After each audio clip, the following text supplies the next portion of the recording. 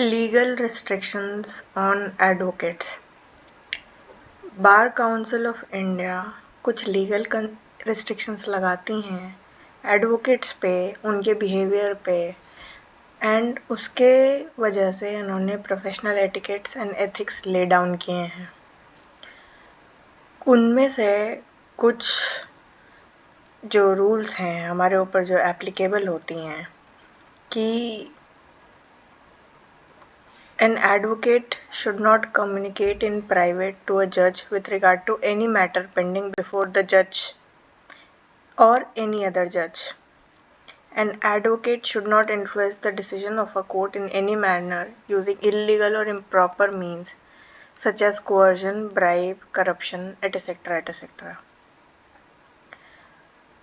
इनके अलावा बहुत सारी चीज़ें होती हैं जैसे कि refuse to represent client who insist on unfair means.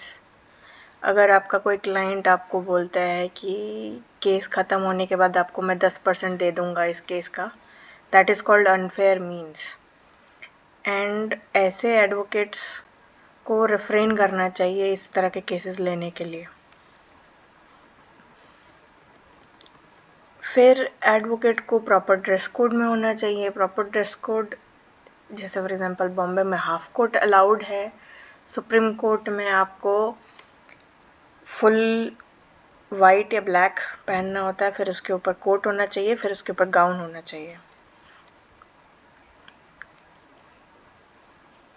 एक बहुत ही इम्पॉर्टेंट रिस्ट्रिक्शन जो एडवोकेट के ऊपर लगाई गई है कि एडवर्टाइज या सॉलिसिट नहीं कर सकते एडवोकेट्स वर्क को।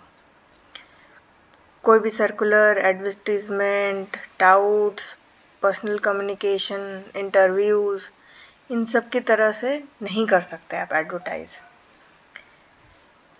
साइन बोर्ड और नेम प्लेट रीजनेबल साइज़ का होना चाहिए।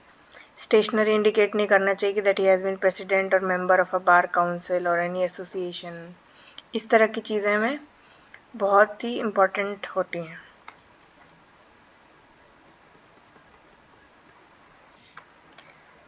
An advocate shall not accept a fees less than the fee which can be taxed under rules when client is able to pay more. इसको कहते हैं low balling of fees. For example अगर एक legal notice का value 5000 है या एक legal notice का वैल्यू 11000 है उस सिटी में, तो उससे लेस चार्ज करना आपके लिए लीगली मना है एडवोकेट्स को।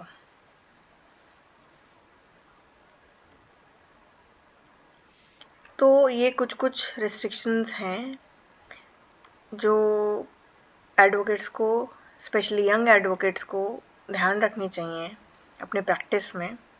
एक बहुत इम्पॉर्टेंट चीज़ है कि advocates are not allowed to enter into any employer employ relationship. Means आप किसी के अंडर सैलरी ड्रॉ नहीं कर सकते हैं। इसलिए आप जब भी देखते होंगे कि लॉ फर्म्स की जो पे पैकेज होते हैं वो कंपनसेशन पैकेज या रेम्यूनरेशन पैकेज कहलाता है। कभी भी वो टर्म सैलरी यूज़ नहीं करते हैं लीगली पेपर वर्क में, because advocates are not authorized by law to earn salary from any company or anything. Thank you for listening. अगर आपको ये इंसाइटफुल लगा तो प्लीज़ सब्सक्राइब करें। कुछ भी डाउट्स हो तो कमेंट ज़रूर करें। मैं आपको पूरा गाइडेंस दूंगी कि बार काउंसिल का क्या फंक्शनिंग है, बार एसोसिएशन के क्या फ़ायदे हैं, एटसेट्रा एटसेट्रा अपकमिंग वीडियोज़ में। Thank you.